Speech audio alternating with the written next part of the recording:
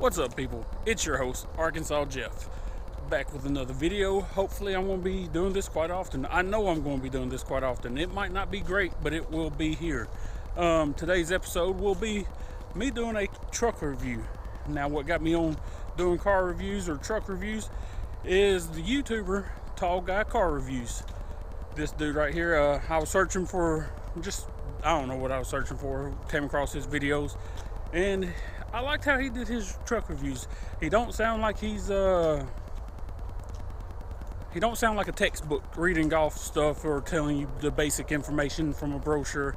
He's just telling you what he thinks of the vehicle. He admits that he's not even the smartest guy, or not. I'm not going to say he's not the smartest guy. I'm saying he's not. He knows he's not a mechanic. He knows he just goes by what he feels, what he loves, not what the brochure says.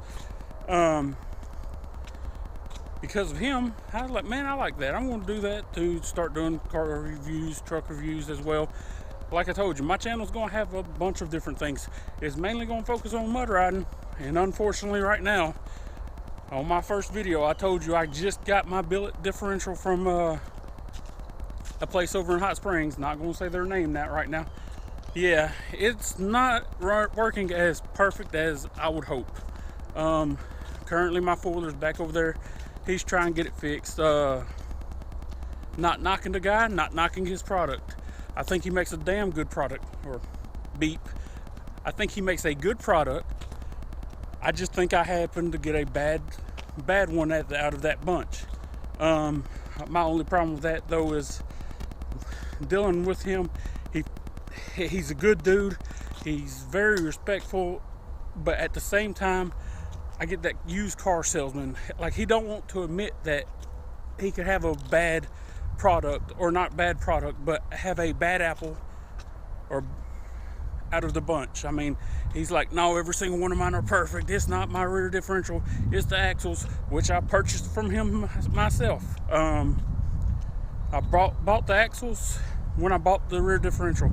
Now, he didn't put my rear axles in for me. I was going to do that, or I tried to do it. When I went and picked up my four-wheeler for the rear differential, or from him installing the rear differential, I told him, I was like, when I dropped it off, I said, I want y'all, because it's a shop. I mean, he don't just make just one product and that's it. No, he works on these four-wheelers and stuff. I said, I want you to go through everything, make sure everything's perfect. I took him there because I kept hearing a popping noise in my four-wheeler wouldn't go forward, which it turned out to be the rear differential on my four-wheeler, why it wouldn't go forward. Now, the popping noise was one of my axles was gone bad, and I live 2.5 hours away from him. So whenever he called me up, he's like, hey, we got it you fixed, taken care of, your rear diff's in there, everything's been through, we went through your four-wheeler, we test drove it and everything.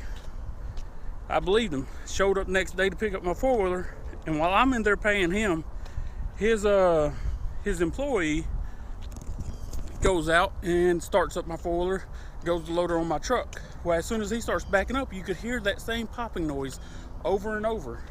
And I'm in his office with him paying, and I'm going, well, what's that noise? Is that not the same popping noise as when I brought it to you? He looked up at me like he was kind of confused, and he's like, yeah, I think that's your axle. I was like, okay, so I'm confused here. If you test drove my four-wheeler, made sure everything was got right, and you went through everything, including the axles, how come when I show up, I can hear that immediately? But I didn't trip on it. I bought an axle from him. He's like, man, you could just leave it here and we'll put it on, or you could wait. Well, I had showed up with just enough money to pay my bill. I mean, because that rear differential is not cheap. So I told him, I was like, no, man, I'll just go ahead and get the axle, go back to the house, put it on myself, because it's supposed to be easy. Try to put the axle in, or try to take the old axle off, the broken one.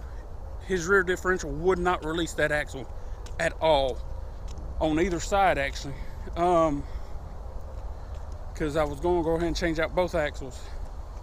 So I take the rear differential off completely, along with the axles. Go back up to or I call him, let him know what's all going on. He's like, man, just bring it here, I'll get it for you. So I take it there. He's supposed to take it off, tries to take it off there in front of me. Man, he had his forklift up there trying to pull that sting off or hold it down so that way they could pull it off. They was trying everything in the mama, couldn't get it off. So he was like, well, I'm just gonna have to send it off to my machine shop guy and let him, he probably didn't bore out the little hole inside of it that holds or locks the axle into the rear diff. So when he gets that back, like 6 months later, really it might not have been 6 months, it might have been like 3 months. But anyway, when he gets it back, he calls me, I go up and get it, bring it back, throw the new axles in, and when I threw the new axles in, he told me, hey man, just which this was from when I got the first, because of the rear differential, I had to drive it like 50 miles, flush out the gear oil, put new gear oil in and everything. So I did that. Did all that, made sure that I went over 50 miles, went on a ride over at Horses and Harleys in Arkansas, West Helena, Arkansas. And when I did that, me and Buddy was out there riding for like 3 hours. Now I was taking it easy at this time. I wasn't going through hardly any mud or anything. Like I wasn't going through mud holes. I mean, it was on an ATV trail, so obviously there's little small trails of mud, but it wasn't mud holes. Now, when I did that, no problem. Everything worked just fine. So I go to a mud hole and I'm like, all right, I'm going to try this mud hole. Now, the first mud hole I went through, it was perfect, performed perfect, or at least to my knowledge it did. Loved it. Went up to the second one. When I went through the second mud hole, or actually I didn't even go through in the second mud hole, my buddy got stuck in it, Hunter. So I go up to winch him out, get him out, and he's like, well, hey man, see if yours could go through it. He has a little Honda. Well, not knocking Honda, they're fucking good. Excuse my language. He has a Honda, and not knocking Honda, they're good. The only problem is, but his is smaller than mine. I have a 1000 Outlander XMR. So I take mine through it, and it's doing all right until I get where he was at, where he got stuck at. Well, I'm trying to get, I put it in 4-wheel drive, and notice that my back axle or my back tire is not spinning. So I'm thinking immediately that's an axle. So I go ahead and we get it out. We winch it out through with his 4-wheeler, with his Honda, and he pulls me to the truck. We load it up and everything, clean it out, take it back. Yeah, that whole axle completely came out of the rear differential on the driver's side back. Let Sean know it, and I let him know it. Let the guy that worked on my 4-wheeler, that I bought the rear differential, know about it. And it's just more or less it's a headache. He talked about how, oh well, I'll just refund you your money. I was like, well, no, rather than just refund me my money, just give me another axle. He's like, well, I can't do that. He said, cause not axle, give me another rear differential. And he's like, well, I can't do that because your rear differential is used now, so I can't just swap it for another brand new rear differential. Granted, this starting to get me upset because I'm like, I bought this rear differential from you broken. You claimed to fix it, but you gave it back to me broken, and now you're telling me you won't swap it out for another one. So I go ahead and I'm like, all right, well, if you're gonna give me a refund me my money. Because in my head, you give me a refund, that means you give me my money back. Okay, I paid for a brand new one, so I'm getting the price of a brand new one. So I told him, I said, give me my refund, I'll take that money, and then I'm going to purchase a brand new one with my refund. And it dawned on him where he made a mistake. So then he was like, oh, well, I can't give you a full refund, I can only give you half of a refund. No, you're either going to give me a full refund or you're going to fix your rear differential. Well, like I said, it's just, I don't think it's his rear differential. I think it's actually when he sent sent it back off to his machine shop guy to fix it, he bored out a little bit too deep, so now it won't even hold my axle. However, they have my 4-wheeler right now and they're trying to get it fixed. And he said he's going to make it right. I'll let you know if he does or don't. Until then, I'm going to try not to use his name or his company's name because I don't want nobody going up, which is already on one of the videos, but I don't want y'all bad mouthing him, blaming him, or going, oh, this guy's talking noise on you. You go check out his YouTube. He's talking about you. You make a good product. I believe in your product. I think I got a bad one out of the bunch, and hopefully, rather than just ignore it, you fix it or make things right. Because I shouldn't have to pay when from the beginning I've had problems out of this rear differential from the beginning. That's just my opinion. And it's right, which you are a good dude. Now I'm talking to him, not the rest of y'all just viewing. But you are a good guy, and I could tell that. Hopefully, I don't know if you was hesitant or talking like that because you thought I was trying to rip you off or not. But man, I just want my four-wheeler. I'm tired of being scared to ride my four-wheeler because I'm afraid that rear differential's screwed up in any different way. And maybe get a new machine shop guy. But anyway, back to today's video, because that had nothing to do with today's video. That's just me talking about what's going on. Today's video, I'm doing a truck review, car review, and I got started off on wanting to do car reviews based off of Tall Guy Car Reviews. He talks normal to the camera. I mean, like, he don't talk like it's a textbook. He talks to the camera like he's just being himself, and he's telling you what he loves about the vehicle. Like, my car reviews will be more in line with his. It's not really a review. It's as far as, oh well, this part right here does this much better than this part over here. No, it's just going to be my review or my thoughts on what I like about this vehicle. And mostly I'm going to do brand new vehicles. However, today's video is of a used truck. More or less, not just any used vehicle. Today's vehicle will be my vehicle. If you notice the black truck sitting in the background of my very first video, that's my truck, and we will be taking doing a review on it today. Now, that is a 2011 Chevy Silverado Crew Cab Z71. I got 18-inch rims on it. 33-inch tires, 33s on it. And no, it's not a pavement pounder, or it didn't start off that way. I was one of them young, dumb kids, which technically I wasn't that young when I bought it. And the first thing I started doing, like immediately found a mud hole, started mud riding in it. And I did that for about 6 months, where I would not be scared hitting any mud with a brand new Z71 2011 Chevy Silverado. Now, this was back in October of 2010. Yeah, that's stupid. You get a brand new vehicle, you don't need to be just hitting any mud for any reason. But anyway, hopefully y'all enjoyed today's video. Let's take a look at it. All right, here we go.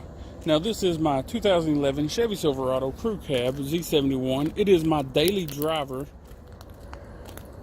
And so, yeah, it's not going to be clean.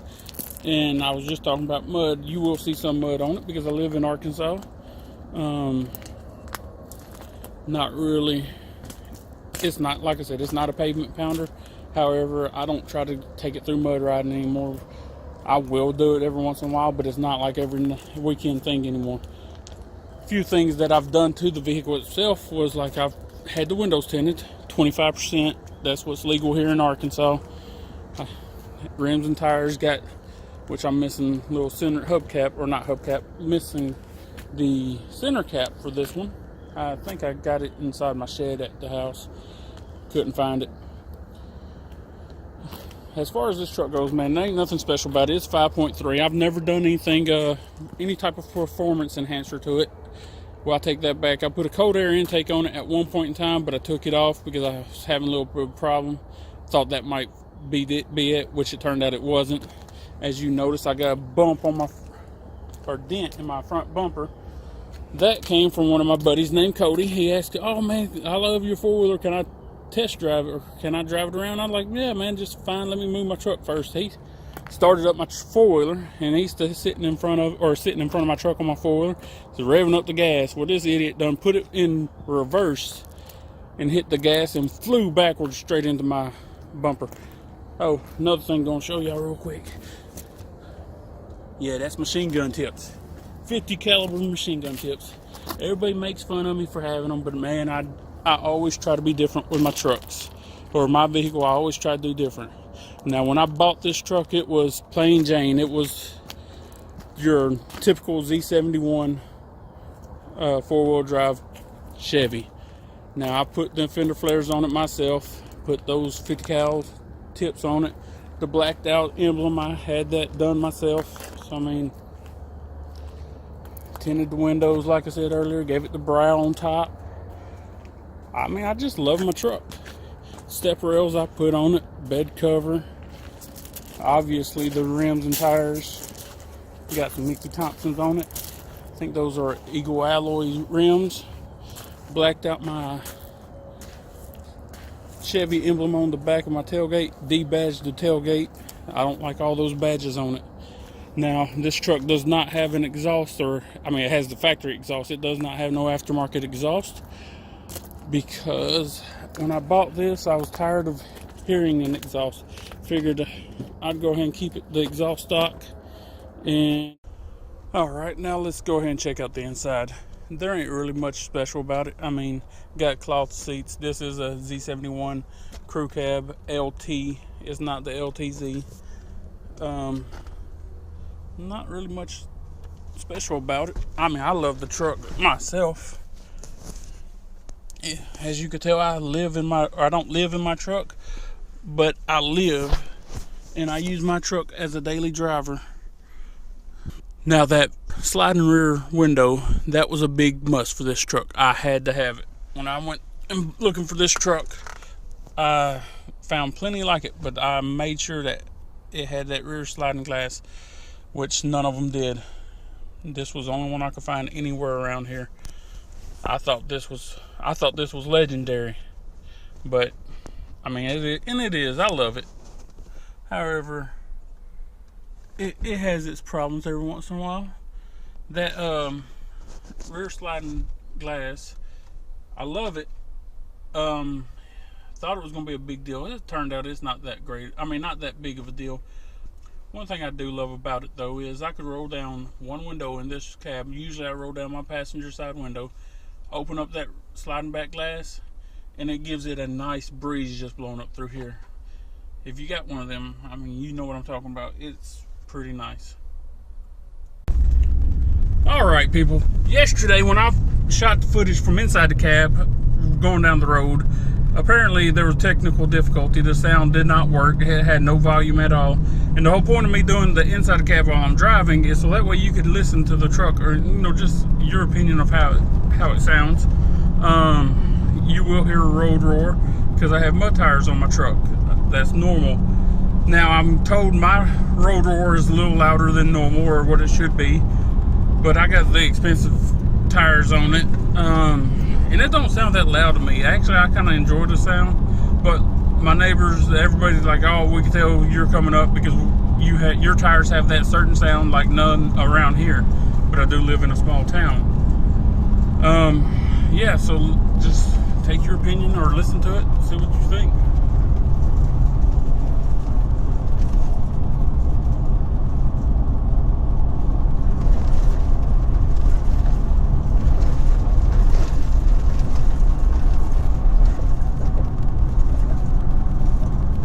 Now, the footage might be a little shaky, but I don't have a stabilizer for my camera yet. I plan on getting one. It's just gonna be a minute.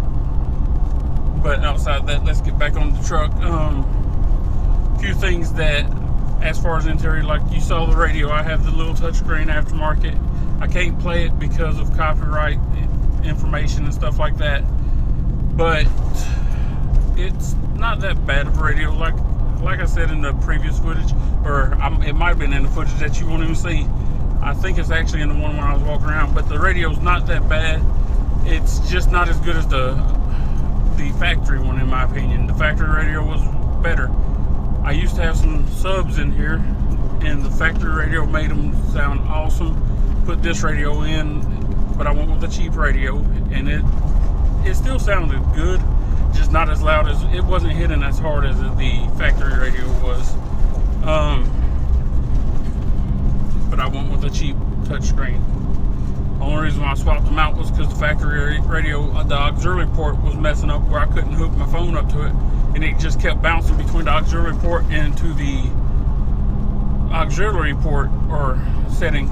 And like if I'm listening to the radio, it'll go silent because my phone's not plugged in, or if I'm listening to my phone, it'll quit working. The auxiliary port will quit working and it'll just go silent again. And it was driving me nuts, so I had to get me something with Bluetooth. That way I didn't have to worry about it. And I love the radio, or I say love too much. I like the radio. It could be better. And I gotta do away with I don't like saying all through the video. Well, I don't remember what I talked about in the footage that had no volume yesterday. And if it did have volume, I would remember and wouldn't need to be reshooting it. But things happen. I'll learn. Alright.